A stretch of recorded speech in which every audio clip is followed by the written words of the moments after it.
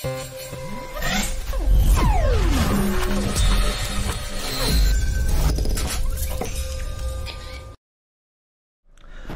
عزیزان، وقتتون بخیر باشه. امیرحسین حق‌پناه هستم از تحلیلگران و معامله‌گرهای بازارهای مالی از جمله بازار شیرین فارکس و ارزهای دیجیتال. خب قبل از اینکه بخوایم جلسه اول رو شروع کنیم دوستان، یه سری نکات رو به یه سری از دوستان بدم، افرادی که قبلا دوره‌های مختلفی رو گذروندن، چون اشخاصی که با من در ارتباط هستن توی بازار دارن الان فعالیت میکنن و منتظر پکیج ها و دوره‌های ما بودن.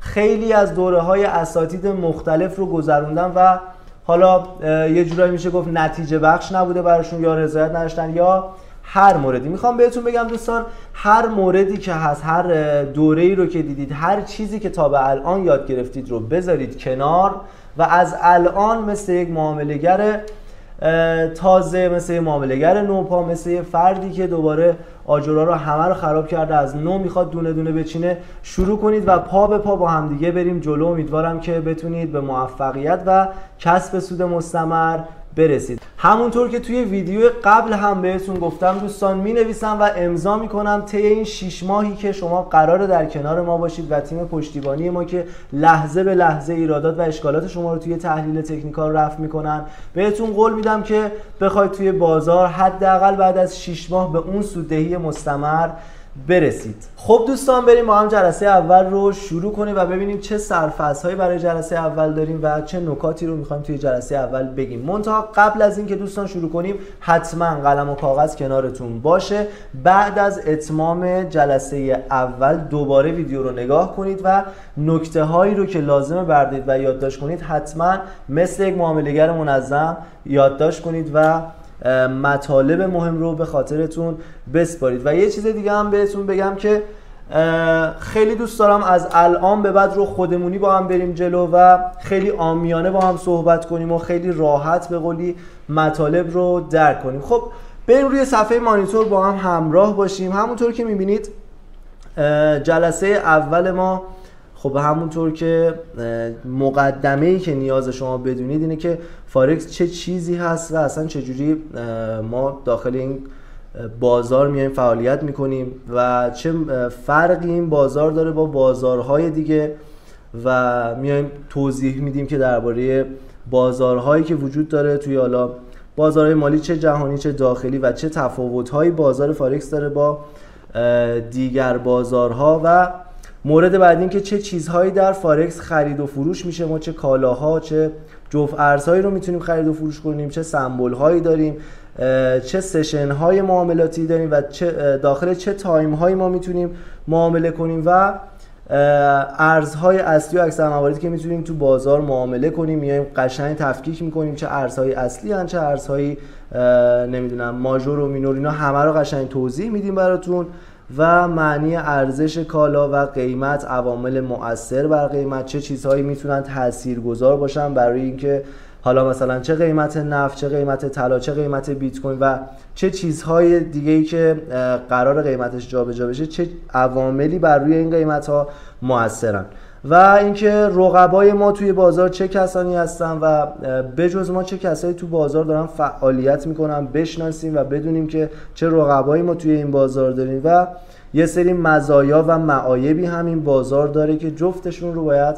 در نظر بگیریم، چه حسن‌هایی داره چه معایبی داره، جفتشون رو هم توضیح میدیم و اینکه از چه طریقی میتونیم تو بازار فارکس معامله کنیم، از چه پلتفرم هایی میتونیم استفاده کنیم و چه نرم افزارهایی برای کار ما نیاز هست. خب دوستان، ابتدایی ترین بحثی که شما باید بدونید اینه که فارکس به چه معنی هست و اصلا شمایی که میخواید توی این بازار فعالیت کنید باید بدونید که اصلا این فارکس به چه معنی و چه مفهومی است. فارکس مخفف کلمه فارینگ اکسچنج یا همون تبادل ارزهاست که قبلا هم گفتیم و شاید به گوش خیلی از شما دوستان هم آشنا باشه. یعنی چی؟ یعنی تبادل ارزهای خارجی. خب ما که حالا داریم توی ایران زندگی میکنیم دوستان، باید بدونید که خب فارکس یه بازار جهانیه و خب طبق همیشه ایران جزو اون دسته از پولهای رایج نیست برای معامله کردن توی بازار و شما میتونید ارزهای مختلف مثل معامله کردن دلار به مثلا یورو یا دلار به مثلا دلار کانادا رو داشته باشید. همونطور حالا اگر مبحث براتون گیج کننده باشه، اینو باید بدونید که مثل روش‌های سنتی شما می‌بینید که یه سری دلال وایستادن و دلار رو دارن خرید و فروش میکنن، یا گوشه خیابون دیدید دلار دستشون گرفتن و دارن خرید و فروش میکنن به صورت حضوری و میان تبادل انجام میدن، ریال رو میگیرن و دلار رو میفروشن. این بر چه اساسی انجام میشه؟ شما میاید مثلا قیمت دلار روی نقطه 20000 تومان هست و میاید میبینید که خب این قیمت قراره تا 4-5 روز آینده به مبلغ مثلا 27000 تومان برسه. شما میاید مثلا 2000 دلار میگیرید و حالا حساب کنید که هر یک دلاری که اومدید گرفتید، خب بعد از 2-3 روزی که شما تحلیل داشتین دلار قرار قیمتش بره بالا و هر یک دلاری که گرفتید یعنی 7000 تومان سود کردید به دلاری که رسیده باشه به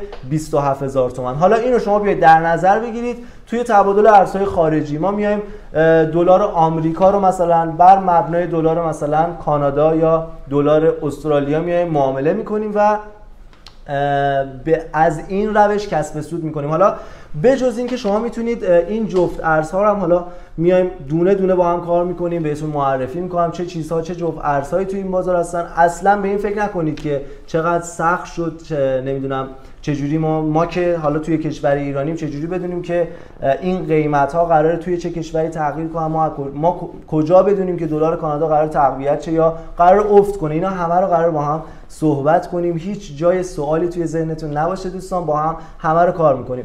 مورد بعدی که میخوام خدمتتون بگم اینه که بجز این که شما میتونید جفت ارزها رو توی بازار معامله کنید، شما میتونید ارزهای دیجیتال و حالا یه سری سهام‌های CFD، یه سری کالاهای دیگه مثل فلزات گرانبها رو شما میتونید معامله کنید، نقره، طلا و اصلا میتونید نفت رو معامله کنید. خیلی چیزها، خیلی از سهام شرکت گوگل، آمازون، تسلا و هر شرکتی که توی جهان اعتبار و دارایی خاصی داره، اینا همه رو دونه دونه میتونید مشاهده کنید. بریم روی صفحه مانیتور با هم همراه باشیم. خب همونطور که توضیح دادم دوستان، فارکس مخفف کلمه فارینگ اکسچنج هست که به معنی تبادل ارزهای خارجی است. در حقیقت شما میتوانید در این بازار به داد و ستد انواع ارزهای خارجی نسبت به یکدیگر بپردازید. این چیزی که هست بهتون گفتم و خرید و فروش هم گفتم که بجز جفت ارزها دوستان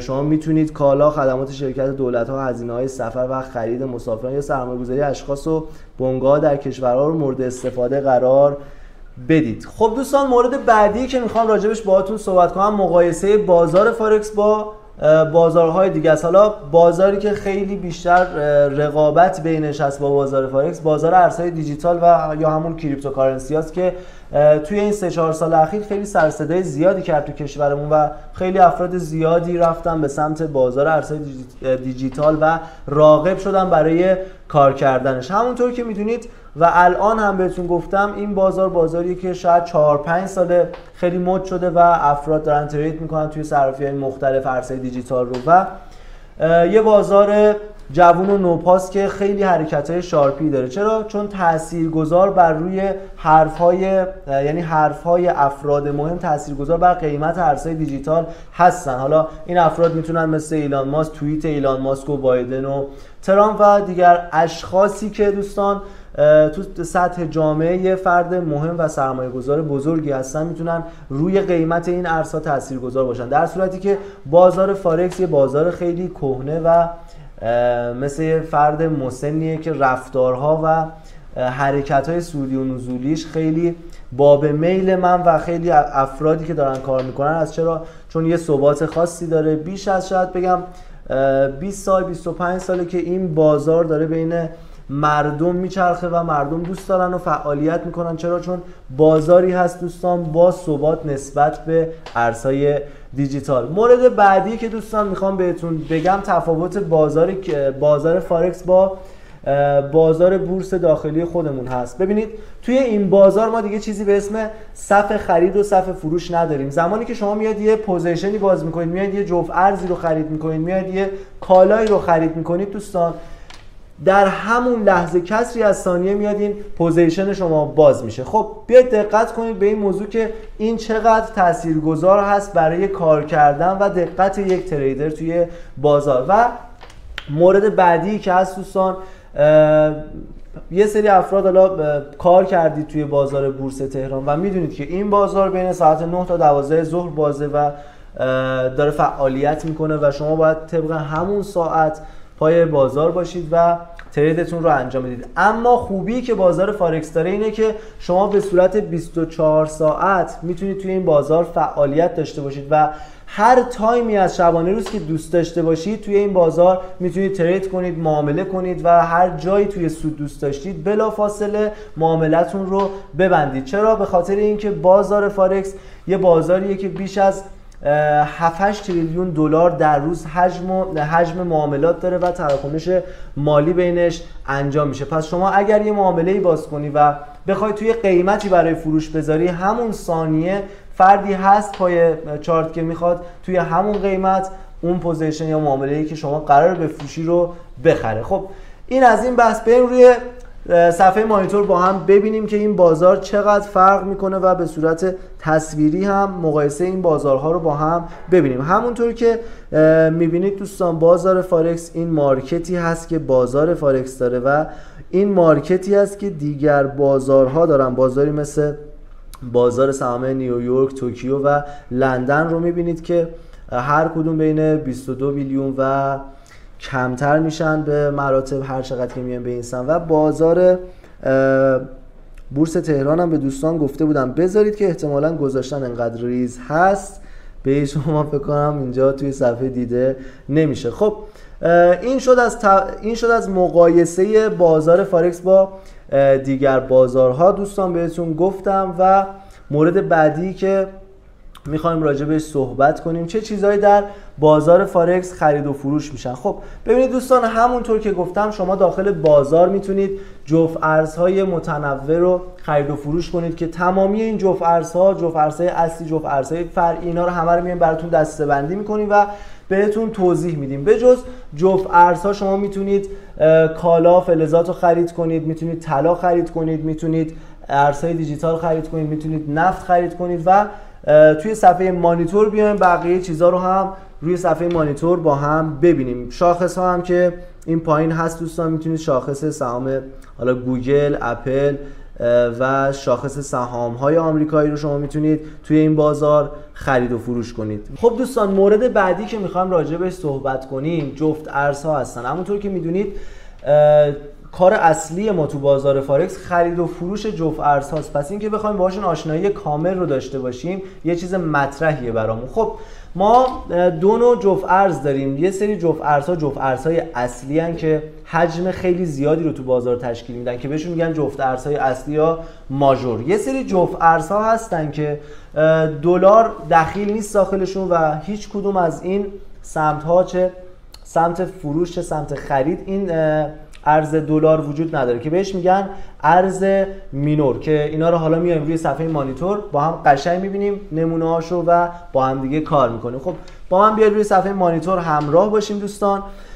خب همونطور که گفتم جفت ارزها، جفت ارزهای اصلی که بهشون ماژور میگن، این جفت ارزها دوستان 80% بازار فارکس رو دارن روزانه تشکیل میدن و جفت ارزهای دیگه هم هستن که دوستان اصلی هن، مثل دلار کانادا، مثل پوند انگلیس، مثل پول منطقه ناحیه اروپا، یورو. خب اینا هر کدوم برای خودشون جفت ارزهای اصلی هستن، ولی چیزی که هست توی بازار فارکس جفت ارزهای اصلی جفت ارزهایی هستن که دوستان این چیزیه که باید بدونید. این جفت ارزهای اصلی جفت ارزهایی هستن که حتما یک سمت اونها، حالا چه سمت راست چه سمت چپ، باید ارزش یه سمت از ارز USD قرار داشته باشه. ببینید این قسمت یورو رو داریم مقابلش USD، این قسمت پوند رو داریم مقابلش دلار، این قسمت دلار رو داریم مقابلش ین ژاپنی، این قسمت دلار رو داریم مقابلش فرانک سوئیس. خب بریم بقیه جفت ارزها رو ببینیم. جفت ارزهای فرعی که بهتون گفتم جفت ارزهایی هستن که بهشون مینور هم گفته میشه. خب داخل این جفت ارزها دوستان هیچ جایی از این جفت ارز دلار دخیل نیست و هیچ جایی دلار ازش استفاده نشده که بهشون کراس هم جفت ارزهای فرعی یا کراس هم میگن، همونطور که میبینید یورو به فرانک سوئیس، یعنی هیچ جایی از این معامله ما دلار داخلش دخیل نیست. یورو به ین ژاپن، یورو به پوند انگلیس، یورو به نیوزلند، پوند به فرانک سوئیس و همینطور که میبینید هیچ کدوم دلار داخلشون دخیل نیست. به این ارزها دوستان ارزهای کراس میگن. خب یه سری جفت ارزها داریم دوستان، بهشون جفت ارزهای اگزوتیک میگن که واحد پول ماژور یا همون اصلی در کنار یکی از ارزهای تازه نوپا و یه جورایی میشه گفتش که چون من زیاد کار نمیکنم، ارزهایی هستن که تازه کشورشون داره توسعه پیدا میکنه. حالا میتونه لیر ترکیه باشه، میتونه حالا منطقه سمت آفریقای جنوبی باشه، اینها رو بیشتر راجع به صحبت میکنیم. خب بقیه چیزهایی که دوستان میشه داخل بازار معامله کرد، کالا و فلزات هست. شما میتونید اونس جهانی رو دوستان داخل بازار معامله کنید و اما پیشنهاد نمیدم از بد به ورودتون توی بازار بخواید روی اونس جهانی کار کنید و ترید کنید، چون یه مقدار نوساناتش بالاست که اینا رو همه رو در آینده راجبش صحبت میکنیم. خب دوستان جفت ارزهای اصلی رو یاد گرفتیم، فهمیدیم که جفت ارزهای اصلی جفت ارزهایی هستن که یه سمتشون دلار دخیله و جفت ارزهای فرعی جفت ارزهایی هستن که دلار هیچ جای از اونا دخیل نیست و بهشون جفت ارزهای مینور و کراس هم میگم. بعد از جفت ارزها دوستان چیزی که بین تریدرها اهمیت زیادی داره خرید و فروشش، طلا و نقره هست. همونطور که بهتون قبلا هم گفتم در ادامه توضیح میدم و همینجا میخوام بهتون بگم که چرا نباید طلا معامله کنید. طلا برای افرادی که تازه وارد بازار شدن دوستان به نظر من زیاد جالب نیست. چرا؟ چون طلا چارت به شدت حساسی داره، با هر خبر فاندامنتالی، با هر خبری که حالا چه سیاسی باشه چه اقتصادی باشه بخواد اعلام بشه دوستان، طلا قیمتش نوسان خیلی زیادی رو تو بازار تجربه میکنه و از طرف دیگه میدونید که هر جایی دارایی امنی هست به اسم طلا و مردم هر جایی که دنیا به سمت ناامنی بره و هر جایی که احساس ناامنی کنن و کشور به خطر افتاده باشه و ناامن شده باشه، از لحاظ اقتصادی توی رکود باشه، مردم میان به سمت دارایی امن که طلا باشه روی میارن و قیمت اونس جهانی یه مقدار میره بالا. خب این چیزیه که باید از لحاظ رفتار بازاری به شدت زیاد چکش کنیم، از لحاظ اخباری زیاد چک کنیم. برای اینکه فعلا بخواید حرفه‌ای بشید نیازی نیست که طلا ترید کنید. حداقل تا 1.5 سال اول من پیشنهاد نمیدم که طلا بخواید معامله کنید. حالا روی مس میتونید معامله کنید، روی نقره میتونید معامله کنید، اما طلا یه مقدار نوساناتش به خاطر این موضوعاتی که گفتم دوستان بالاست. خب نمونه مثالایی هم هست به خاطر جنگ هایی که اخیراً پیش اومده بود یا به خاطر اتفاقاتی که برای تقریبا چند وقت پیش برای سردار سلیمانی ما پیش اومده بود که و یه سری تهدیدات بین کشورها انجام شده بود. خب این سمت باعث شده بود که معامله‌گران احساساتی رفتار کنن و اینجا خطر ناامنی بین کشورها رو در نظر بگیرن و همه توی بازاری که دارن کار میکنن همه به سمت دارایی امن پیش برن و بیان طلا رو خرید بزنن، چه حالا به صورت فیزیکی چه حالا به صورت معامله‌ای توی بازار بخوام کار کنن. خب بریم روی صفحه با هم دیگه یه مروری هم داشته باشیم دوستان. همونطور که گفتم بعد از ارزهایی که خدمتتون معرفی کردم، کالاهایی مثل طلا و نقره و مس بین معامله‌گران محبوبیت زیادی داره. برای فلز طلا 1 لات معادل 100 اونس طلا و برای نقره 1 لات برابر 5000 اونس طلا هست که اینا رو همه رو دوستان بهتون توضیح میدیم که لات چیه و چجوری معادل 100 اونس طلا میشه و اینا همه رو بهتون یاد میدیم. بعد از فلزات گرانبهایی مثل طلا که بهتون گفتم دوستان، نفت بیشترین نرخ خرید و فروش رو تو بازار مالی فارکس داره که اگر به خاطر داشته باشید انفجار اخیر بیروت که اتفاق افتاد برای نفت خیلی تاثیرگذار بود و یه جای قیمت نفت به $3 هم بشکه $3 هم توی بازار معامله شد که اینا رو در آینده جلوتر روی چارت همه رو با هم بررسی میکنیم که اخبار و این موضوعات چجوری توی بازار تاثیرگذار بوده و تاثیر همه اینا رو بیایم قشنگ به صورت تصویری روی بازار لایو با هم ببینیم. خب دوستان، یه سری اقلام هم توی بازار معامله میشن که ما حالا اصلا به اینا کار نداریم، اما دونستنش هم برای شما بد نیست، مثل کتان، گندم و حالا سهام و اینا رو که بهتون گفتم، کتان و گندم و یه سری نمیدونم برنج و خیلی چیزهای دیگه. اینجور مباحث رو هم میتونید معامله کنید، ولی جذابیت معامله‌ای فکر کنم نداشته باشم به اون صورت، چون حالا من خودم هم کار نکردم. ارزهای دیجیتال دوستان که اینم توضیحش رو دادیم، و بیت کوینی که ارزشی برابر با چند هزار دلار داره و از معروف ترین ارزهای دیجیتال معاملاتی بازار فارکس هست. چیز زیادی راجع به ارزهای دیجیتال صحبت نمی کنم، به خاطر اینکه کمتر کسی هست که الان راجع به ارزهای دیجیتال چیزی ندونه. من چقدر موسو این ور اون ور میکنم دوستان، حواستون رو دارم پرت میکنم. خب مورد بعدی دوستان شاخص ها هستن که این شاخص ها اکثرا برای کشور آمریکا هست. میتونید این شاخص ها رو هم بیاید زیر نظر بگیرید و کلا مثلا روی شاخص ها کار کنید. و خیلی از دوستان هستن، خیلی از تریدرها و خیلی از دوستان من هستن که فقط روی شاخص ها کار میکنن، به خصوص شاخص داو جونز. شاخص داو جونز دوستان میاد 30 تا شرکت آمریکایی رو زیر نظر میگیره و قیمت یعنی مثلا میاد این 30 تا شرکت رو زیر نظر میگیره، لحاظ حجم خرید و فروش، تولیدات و همه مباحث میاد اینا رو چک میکنه. اگر خوب باشه این شاخص میاد عدد و رقم خوبی رو بهتون انتشار میده، اگر بد باشه میاد بهتون عدد رقم بدی رو انتشار میده، چه لحاظ نیروی کاری افزایش پیدا کرده باشن، تولیداتشون بهتر شده باشه و قیمت محصولاتشون مثلا بالا یا پایین رفته باشه و خیلی مباحث دیگه. شاخص S&P رو داریم دوستان. این شاخص هم میاد 500 شرکت برتر رو از لحاظ ارزش کل مورد بررسی قرار میده که اینا همه رو توی بازار به صورت لایو بهتون چارتاش رو نشون میدم.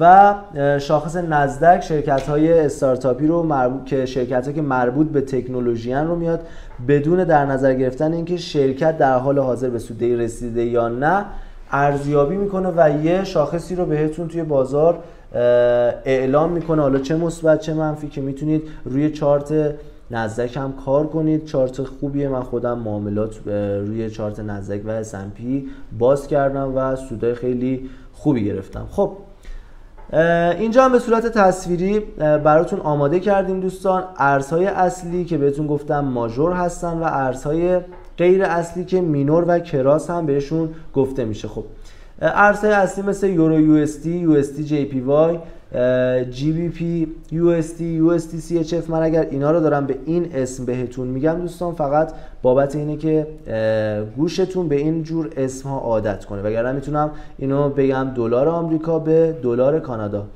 و همینطور.